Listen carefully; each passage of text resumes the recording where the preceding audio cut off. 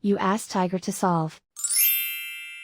This deals with linear equations with one unknown. The final result is x equals 4. Let's solve it step by step. Simplify the expression. Expand the parentheses. Multiply the coefficients.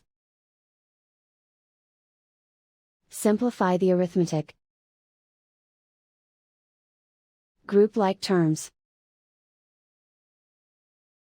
Combine like terms. Group all constants on the right side of the equation. Add 5 to both sides.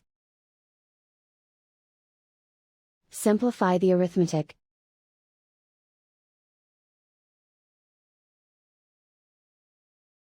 Isolate the x. Divide both sides by -7. Cancel out the negatives. Simplify the fraction. Cancel out the negatives.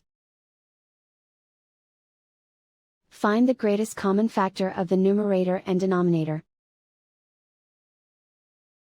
Factor out and cancel the greatest common factor. And so the final result is x equals 4.